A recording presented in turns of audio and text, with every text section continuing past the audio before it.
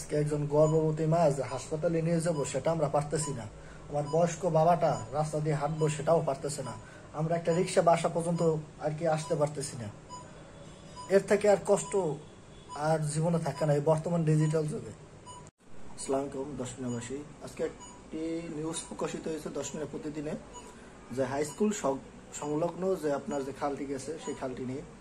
আসলে আমরা এর আদি থেকে এই 2025 সাল পর্যন্ত অনেক কিছুই অজানা এবং কি কি কারণে আমরা আজকে ভুক্তভোগী সেটা আজকে আপনাদের বলবো। যে আমাদের বাচ্চারা বলতো যে ওই খালটা নাকি আর কি লাফাইয়া পার হওয়া যেত, এই পাশ থেকে ওই পাশে লাফাইয়া পার হওয়া যেত। তাই এট এ টাইমে যখন 10 মিনিট বাজারের যে ব্যবসায়ীরা ছিল তারা কালাইয়া বন্দর থেকে মাল আনতো, তাই নৌকায় করে নাকি মাল আনতো, নৌকায় ঠেললে নামিয়া ঠেললে আর কি নেওয়া লাগতো। আর কি খালটার অবস্থা এরকম ছিল, জ্বরে পানি উঠতো বাড়ায় নামে যেত, এরকম একটা অবস্থানে ছিল। তারপর আর কি দিনের পরিক্রমায় ওই আসতে যাইতে ব্যবসায়ীদের মাল আনা নেওয়ার ক্ষেত্রে আপনার খালটা আস্তে আস্তে বড় হয়। তারপর নৌকা থেকে কার্গো আর কি ছোট ছোট যে কার্গো মাল পরিবহন করার জন্য ওই কার্গোগুলো আসছে, সেই কার্গোতে আস্তে আস্তে কি খালটা বড় হয়েছে। বড় হয়ে যাওয়ার পর অনেকেই আমরা নিষেধ করছি। এবং আপনার যে চেয়ারম্যান ছিল লিটন চেয়ারম্যান, সেই চেয়ারম্যানে আপনার 2বার কাজ পাইছে ওই খালটা ভেরিব্যাট হওয়ার জন্য। যে টোটাল আপনার তিন মুখ থেকে একদম 10 মিনিট বাজার পর্যন্ত ভেরিব্যাট হবে এবং কাজটা পাশও হয়েছে। কিন্তু অ্যাট এ টাইমে এই বিভিন্ন ধরনের রাজনৈতিক চক্রান্ত এবং নিজেরও কিছু স্বার্থলোভের জন্য এই চেয়ারম্যানে কাজটা করে নাই, একদম ডাইরেক্ট বাংলা কথা।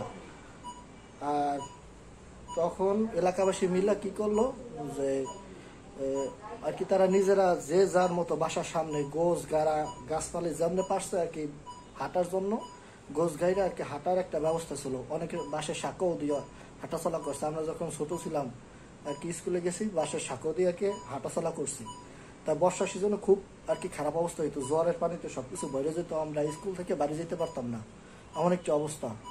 অনেক রাস্তা ঘুরে উপজেলা দিয়া তারপর অষ্টবাদের ওই রাস্তা দিয়ে ঘুরে আমাদের বাড়ি যাওয়া লাগতো, কিন্তু আমরা ওই রাস্তাটা ব্যবহার করতে পারতাম না, কারণ সবকিছু ভাঙ্গা থাকতো, কোন সময় পুকুরে নদীতে ডুইবা মরিয়া যায় সে একটা ভয় থাকতো। তারপর এগুলো যাওয়ার পর তারপর ঢুকছে এই ড্রেজার, যেটা এখন বর্তমানে সবার একটা বাঘের থাবা। এই ড্রেজার হয়েছে কি যখন আওয়ামী লীগ শাসনামল ছিল তখন কিছু আর কি নেতা ফাতা আর কি ওই টোকাইগুলো এই 10 মিনিট খালকে আর কি ব্যবহার করিয়া তারা ড্রেজারের ব্যবসা চালু করছে। আর এখন আপনার এই 5ই আগস্টের পর আপনার এই পতনের পর এখন খাইতে আছে কিছু বিএনপির কিছু আর কি বলে ওগুলারে খাদক, ওগুলার আমি খাদকই বলবো আর কি। তারা আর কি এই বিষয়গুলো আর কি এখন কেন্দ্র পরিচালনা করতে আছে, আর কিছু ছাটামোটা আছে। তাই আমার বাসার সামনেও আর কি এই কাহিনীগুলো হয়েছে এবং আমার বাসার সামনেও প্রায় 1.5 কার মতো জায়গা ভেঙে চলে গেছে। তাই রিসেন্ট আমি এই প্রায় কয়েক লক্ষ টাকা ব্যয়ে আমি জায়গাটা ভরাট করছি, অনেকে পারে নাই দেখি এখন পুরা বেতাল হয়ে পড়ছে। এবার আমাকে থেরাটো দেওয়া হয়েছে যখন নৌকা বাঁধা হইতো আর কি ওই ড্রেজারের বালুর যে মেশিন সহ আমার বাড়ির সামনে আর কি বাধা হইতো। তাই তখন আমি ওই ফোন করতাম এই বের ওই বেরে বলতাম, সবাই আমার ফের দিত যে ইট্টনি ছাড়াই আর কি বড় হয়ে গেছিস, তোর কাম তুই কর, তোর দিয়ে দেখার দরকার নেই আর কি, এরকম অনেক কথাবার্তা আমারে বলা হয়েছে। তা আজকে আমার বন্ধু কামরুল যে বিষয়টা উপস্থাপন করছে খুব সুন্দর আর কি, ওরকম ভাবে বুঝে বলতে পারিনি, কিন্তু এট এ টাইমে শুরু হয়েছে ওই থেকে এই পর্যন্ত।